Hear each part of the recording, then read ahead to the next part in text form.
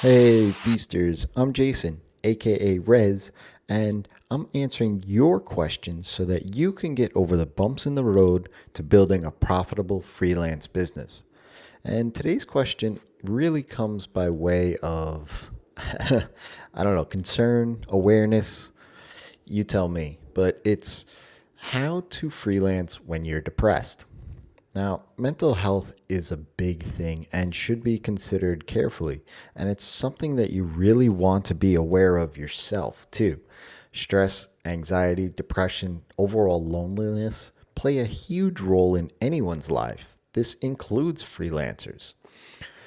I've been asked this question in the past, especially when I've written about my own periods of burnout and depression. I mean, I've been doing freelancing now for the better part of 15 years.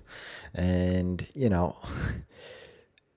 there during an adult's life, there are many times where anxiety and stress, depression set in. So, the other day, when I saw a few tweets from Justin Jackson of Mega Maker and Transistor.fm, where he discussed on another podcast the aspects of managing your mental health when you work for yourself, I thought that, bringing that mental health awareness to this podcast would be a great thing, especially because I am asked this question. Justin, if you're listening to this, I can't wait for that podcast to get released and hear that conversation. So let me know, and so I can grab a listen and add it to the show notes. But he also tweeted, a day earlier about how he doesn't want to bring home his work by having his laptop out around his kids, that he feels like he can't focus on both his family and work at the same time. I too have struggled with this in the past. When TJ was born and my wife was still working, I was the one home with him during the day. Being an infant, he essentially had zero schedule of sleep and awake time. But I tried to squeeze in work where I could, when I could. If the day went by and I couldn't get any work done, or if I began working when he went down only to have him wake up 15 minutes later, I became frustrated and stressed out to the max. It affected my mood, how I interacted with him and my wife, and I just wasn't the type of person I wanted to be. I got depressed over this. I had to recognize this and be aware of the fact that it's something that needed to change. The change that was needed had to come from me, right? It had to come by way of my expectation of managing my work and family. And most of all, I needed to change how my days were structured now in order to achieve the happiness I wanted for myself and the family. I've experienced burnout and depression over the course of my life in several different times, and each time it sucked. And to be honest, I much rather have a physical debilitation than the mental. The times were dark for sure, and I didn't even know what tomorrow would look like, let alone try and figure out how to code something. I wanted to share this with you so that you could see some of the sides that most people online won't share. My answer to this question isn't a simple one, and it's not a direct one either, but I share my experiences as an example.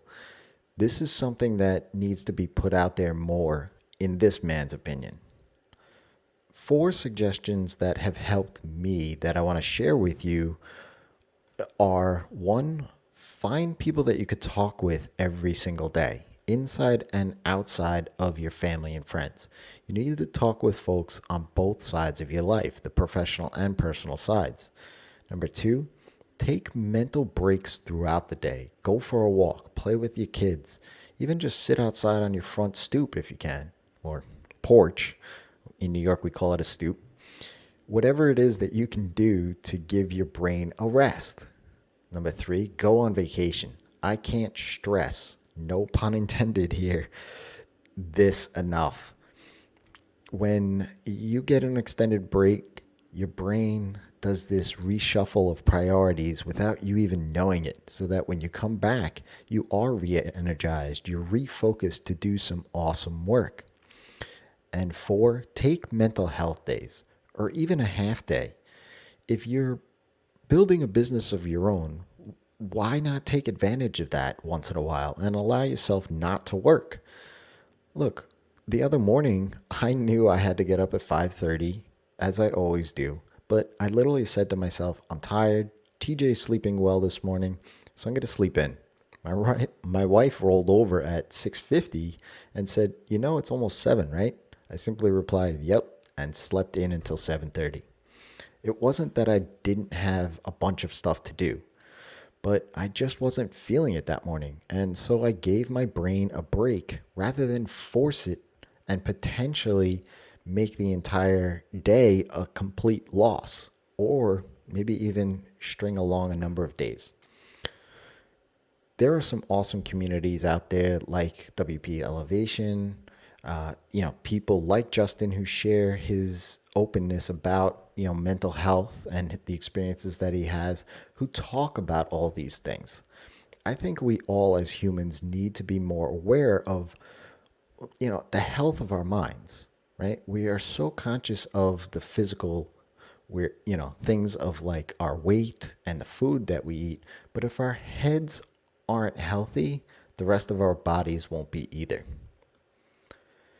So, if you have a question, ask Rezzz. That's me, by dropping me a tweet, an email, or go ahead and leave a review in iTunes with your question. You can do that simply by going to rezzz.com/iTunes, and I'll be happy to answer it for you. So, until next time, it's your time to live in the feast.